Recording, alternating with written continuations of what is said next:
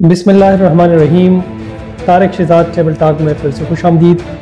27वीं आईनी तरमीम के बाद या 27 अमेंडमेंट बिल के बाद पाकिस्तान की दो सीनियर तरीन जजेस जस्टिस मंसूर अली शाह और जस्टिस अतर मिनुल्लाह ने सदर पाकिस्तान को अपना रिज़ाइन भेजा और सदर ने बिला ताक़ीद इस पर दस्तखत करके उनके रिज़ाइन को एक्सेप्ट किया, कबूल किया।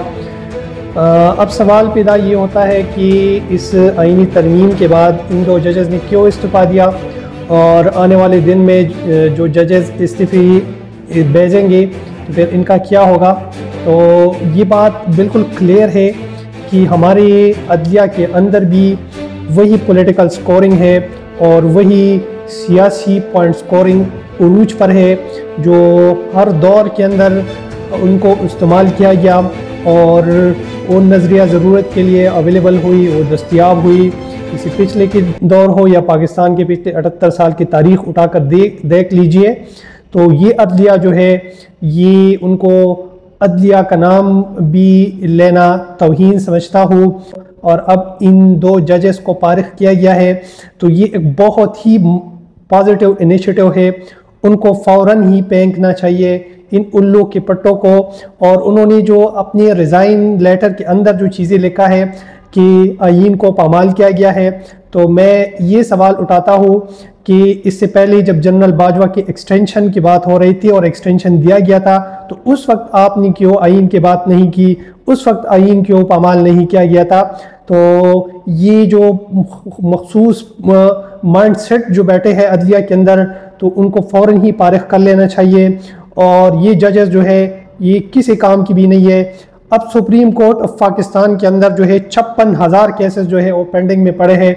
ये जजेस हो या ना हो उनके आने जाने से कोई फ़र्क नहीं पड़ता और ऐसा सिस्टम लाना चाहिए, ऐसा निज़ाम लाना चाहिए जिनके अंदर इन जजेस को जितने मराहत मिलते हैं उनकी जो सरकारी वसाइल का वो इस्तेमाल करते हैं उनका अकाउंटेबिलिटी होना चाहिए और इन जजेस को सख्त तरीन और कड़े से कड़ी सज़ा उनको मिलना चाहिए। क्योंकि ये जजेस जो है उनके बारे में आपको पता होगा कि ये इंसाफ फराहम करने में दुनिया में 145वें नंबर पे है, लेकिन मराहत और वेजेस और फैसिलिटीज़ जो है ये यूनाइटेड नेशन की एम्प्लॉइज से भी ज़्यादा ले रही है।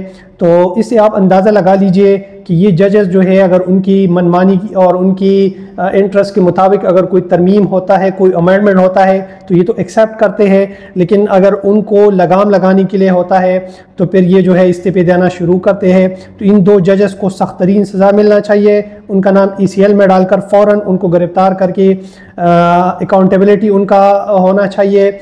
और उन्होंने जितना मरात लिया है इस ख़जाने से और इस अवाम का लूटा है तो उनसे उनका रिकवरी करना चाहिए और उनको इबरतनाक सज़ा देना चाहिए। और मैं यही भी समझता हूँ कि अगर ये अदलिया अपना फैसले दुरुस्त नहीं करते और सियासी पॉइंट स्कोरिंग के लिए अगर ये दस्तयाब है जिस तरह पहले से दस्तयाब थे तो फिर ये माशरा जो है, ये निज़ाम जो है, ये सिस्टम जो है ये इसी तरह कोकला ही कोकला रहेगा। एक और व्लॉग के साथ तारिक शहजाद को दीजिए इजाज़त। शब बखैर।